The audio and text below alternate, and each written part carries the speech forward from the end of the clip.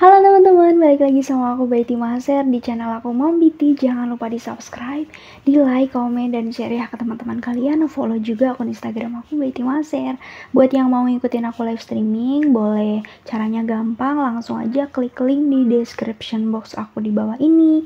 Setiap awal bulan ya jam 10 malam aku selalu live di situ ya. Jadi jangan sampai ketinggalan, oke? Di video kali ini aku akan bahas obrolan-obrolan pranikah nih yang wajib banget kalian tahu ya. Ini khusus buat teman-teman yang belum nikah ya gitu, karena sekali lagi aku bilang bahwasanya menikah itu nggak gampang ya, nggak segampang yang sini dong yang nggak segampang yang pengen, enggak gitu ya, karena benar-benar harus ada fase dimana kamu harus siap menerima, toleransi, dan juga harus benar-benar sabar gitu ya. Nah, buat teman-teman nih yang kemarin pada nanyain Valia ya, mumpung masih promo loh, kan ini bentar lagi udah tahun baru, kalian belum punya Valia, coba ya langsung aja, linknya ada di bawah juga ya buat yang mau order. Mumpung masih promo, beli satu gratis satu plus gratis ongkir hingga 20 ribuan aja nih teman-teman ya. Ini itu bisa banget buat ngebantu kalian, ngebantu apa ya, waktu gitu ya, supaya jadi gitu, karena kan perempuan itu kan main perasaan ya, main perasaan, main waktu juga gitu. Jadi nih buat yang struggle banget masalah waktu, nih pakai ini ya, udah legal, udah aman, udah BPOM gitu ya. Jadi tinggal aja oles-oles manja dikit aja, langsung deh tunggu 15 menit, bilas, kamu siap ya. Ini aman karena dia itu kan pemakaian luar, jadi nggak akan dia berpengaruh ke organ-organ dalam kita ya. Jangka panjangnya itu insya Allah aman ya, karena aku juga udah pakai. By the way, ini hemat banget loh, bisa sampai 40 kalian pemakaian ya, bisa sampai 40 kali pemakaian, karena makainya kan cuman sedikit, cuman satu ruas jari doang, atau ya kisaran 2 cm lah gitu. Enak banget, enggak sepenuhnya mati rasa gitu, enggak gitu. Plusnya si Valia ini juga bisa ngebantu mempergagah mempergagah gitu ya, bisa buat ngerawat, pokoknya bisa glowing lah.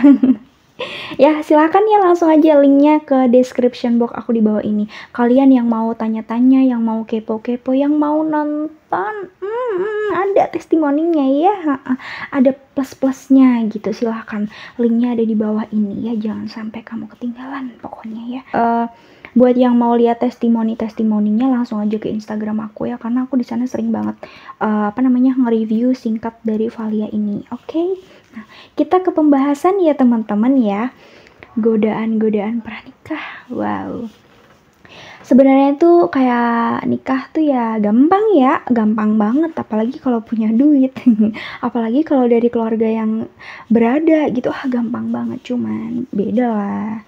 Tetap kita harus ada effort ya buat menjalani suatu pernikahan itu gitu. Oke.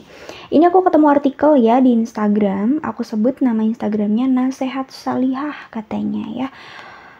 5 topik obrolan pranikah berkualitas. Widih, tapi aku nggak ngambil kelimanya, aku cuma ngambil 3 poin aja ya, yang menurut aku kayak benar-benar ini adalah titik poin utamanya gitu.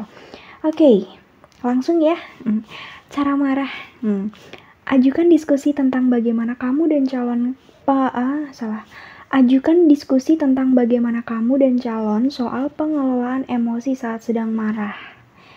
Bener sih, gitu. Ini relate banget gitu, karena kayak kita juga kan kalau misalnya masih pacaran tuh kan masih bucin-bucin banget tuh, masih kayak sayang gitu aja udah meleleh gitu kan.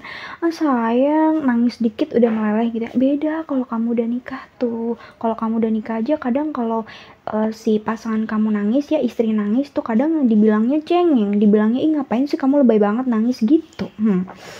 Makanya harus kalian ketika mau terjun ke dunia pernikahan tuh kalian harus belajar setidaknya mengontrol emosi kalian ya, mengatur bagaimana cara marah kalian, karena tuh kalian tuh kalau udah menikah kan hidupnya nggak cuman ngurusin diri sendiri ya, hidupnya harus ada tanggung jawab ke pasangan juga gitu. Jadi ya apa yang kamu lakukan tuh nanti kalau misalnya apa yang kamu lakukan itu nanti bakalnya kayak ada dampaknya ke pasangan kamu gitu loh.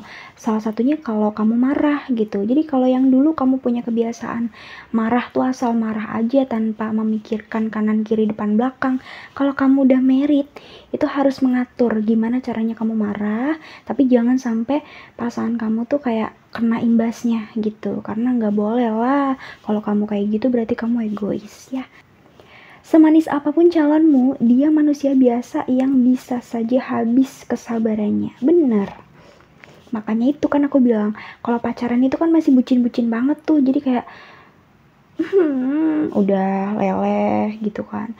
Kalau nikah tuh enggak gitu loh. Kadang tuh soalnya gini loh. Soalnya di dalam pernikahan itu ya, kayak ibarat kata hal simple aja tuh bisa ngebuat kalian marah-marah gitu sama pasangan kalian. Jadi benar-benar harus disiapkan ya mentalnya. Apalagi nih cewek-cewek gitu ya, istri-istri nih kadang udah sumpek pikirannya ngurusin rumah, ngurusin anak, ngurusin kebutuhan suami, yang itu tuh nggak gampang loh ya. Jadi suami-suami, calon suami juga jangan meremehkan pekerjaan rumah tangga, karena itu benar-benar bisa buat stres ya. Kalau nggak percaya cobain aja kamu sehari di rumah jadiin gantiin peran istri kamu, pasti kamu gak kuat ya, benar-benar. Makanya harus dijaga kewarasannya ya istri-istri kalian nih, calon suami, calon bapak, calon kepala rumah tangga harus tahu bahwasanya istri kalau udah marah-marah, kalau udah apa ya, kalau udah singut-singut, itu butuh refreshing bapak, butuh refreshing, butuh jalan-jalan, nggak ketang-ketang ke Indomaret cari diskonan atau ngadem AC gitu ya. Benar. Buatlah kesepakatan, misalnya semarah apapun jangan sampai caci maki dan main fisik ya. Kalau kalian setuju, kalian sama pasangan kalian bolehlah buat perjanjian gitu. Karena sekarang kalau aku lihat juga kadang tuh banyak ya yang mau married tuh kayak bikin perjanjian pranikah gitu. Ya nggak apa-apa, itu tandanya kalian tuh benar-benar ada komitmen gitu sama pasangan kalian ya. Oke, selanjutnya yang mau aku up juga itu adalah nih, mau belajar. Aku pernah di video-video sebelumnya itu bilang bahwasanya kayak pernikahan itu belajarnya seumur hidup. Benar. Karena benar-benar kan insya Allah kan kalau kita menikah kita pengennya satu kali seumur hidup kan, nggak berkali-kali. Iya. Perlu disampaikan dari awal supaya semangat belajar dan berbenah itu terus ada. Iya dong ya. Karena kan sesabar-sabarnya aku misalnya, nah aku udah menikah, jadi kayak aku udah sabar, ternyata aku harus sabar lagi gitu. Bener-bener belajar loh, kita dituntut belajar dalam segala hal, sabar, terus tanggung jawab, terus toleransi. Itu yang paling susah sih, karena kan menikah itu menyatukan dua kepala yang isi-isinya tuh beda gitu loh. Jadi kayak benar-benar harus menyatukan visi dan misi jadi satu tuh susah ya. Menggabungkan dua kepala itu susah gitu. Nah, karena setiap fase dalam rumah tangga ada ujiannya tersendiri. Bener banget ya. Rumah tangga tuh kayak, ujiannya tuh berat ya. Makanya kalau kamu belum kuat, jangan. Kamu gak usah nikah karena keburu-buru temen ya. Gak usah. Dan itu membutuhkan evaluasi berkala. Iya dong. Bahkan mungkin perlu menggali ilmu lagi dari berbagai sarana yang ada. Iya. Aku juga pernah bahas waktu itu bahwasanya kayak fase-fase pernikahan ya, kayak misalnya dari tahun pertama sampai tahun kedua itu kayak fase pengenalan lah ya. Sebaik-baiknya pasangan kamu ketika kamu belum married, itu nanti waktu pas sudah married tuh beda loh. Pasti ada keburukan-keburukan yang bakalnya kalian tahu gitu. Karena ya itu tadi gitu kan, fase pengenalan. Mungkin dulu waktu pas masih pacaran tuh jaim ya, kayak masih menjaga image-nya dia lah gitu. Ketika udah menikah keluar tuh, jadi harus dituntut sabar ya. Benar. Terus nih yang terakhir ya teman-teman, siap menerima. Itu tadi aku udah bilang apa, menikah itu benar-benar harus toleransi loh. Nih, Sejauh ini mungkin yang terlihat dari satu sama lain hanya baiknya saja. Namun kalian berdua hanyalah sepasang manusia biasa. Bener banget. Gak harus ngumbar aib juga sih, cukup diingatkan agar siap menerima kekurangan sebagai seorang manusia. Bener banget ya. Jadi ketika kalian udah memutuskan buat saya terima nikah dan kawinnya gitu ya, itu berarti kalian benar-benar harus siap menerima apapun itu ya, baik itu sifat buruknya, sifat egoisnya, sifat marahnya, dan lain-lain. Kalian harus menerima gitu. Jangan kayak ya itu terserah kalian sih ya, kalau misalnya mau dikit-dikit ngumbar tuh nggak masalah, cuman kan pokoknya benar-benar harus dijaga ya. Aku tuh dulu juga kayak gitu kayak dikit-dikit ngumbar gitu, tapi makin kesini jadi kayak ya udahlah gitu. Tapi mungkin memang ada fasenya sih ya, fase-fase dimana kayak kita tuh seneng banget merit orang, jadi kayak kita pengen ngasih tahu ke orang kalau kita tuh bahagia banget gitu. Ya boleh sih, cuman ya nggak usah berlebihan ya, karena apapun itu kalau berlebihan itu nggak baik. Tuhan itu menciptakan kita berpasang-pasangan, dan itu ibarat kata kayak jari tangan lah ya. Kenapa sih ada sela-selanya? Karena supaya bisa dilengkapin seperti ini. Nah, jadi kalau mungkin ini nggak ada sela-selanya tuh nggak bisa dong dilengkapin ya. Seperti itulah pasangan gitu. Jadi kayak kamu tahu nih pasangan kamu misalnya kayak kurang di segi apa ya, mungkin di segi misalnya kayak pasangan kamu tuh malas ya. Kalau kamu punya pasangan yang males, berarti kamunya harus rajin ya. Terus kalau misalnya kayak kamu punya pasangan yang mungkin dia itu temperamen, egois, terus kayak dikit-dikit marah, bukan marah sih, ngomel mungkin ya, berarti kamu harus dituntut sabar. Dituntut ya iyalah, iya dituntut bener, karena kan belajar ya. Memang kayak kelihatannya sadis banget ya dituntut gitu, tapi nggak apa-apa, itu karena sebegitunya tuh sampai pahalanya tuh nanti gede loh insya Allah ya kalau kita ikhlas gitu. Jadi kalau misalnya pasangan kamu itu ada kekurangan, jangan kamu jadiin celah buat kamu kayak marah-marah ke dia, ataupun kayak kamu caci maki dia, ngehina dia gitu. Jadi luapan emosi kamu tuh jangan ya. Kalau bisa kamu selimutin, kamu rangkul, kamu tutup.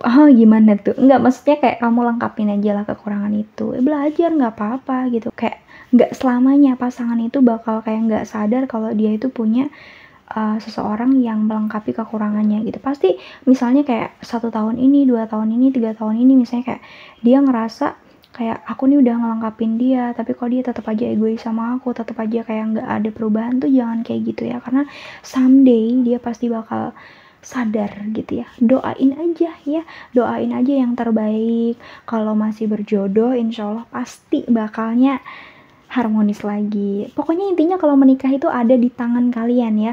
Kalian mau bikin bahagia ya kalian sendiri, mau kalian bikin sengsara ya kalian sendiri gitu loh. Makanya rumah tangga itu kan milik kalian gitu. Jadi kalau ada orang lain mau ikut campur ya jangan dikasih celah lah gitu kan. Apa urusan dia, rumah tangga kita, kenapa dia yang ikut campur gitu kan. Mau seneng, mau sedih, mau happy, mau makan, mau enggak, kan kita yang ngerasain ya. Saling mendoakan aja. Kalau kata orang Jawa tuh mah sawang sinawang ya. Oke teman-teman, itu aja video dari aku, semoga bisa bermanfaat. Jangan lupa di subscribe. Sampai ketemu di video aku selanjutnya. Bye bye.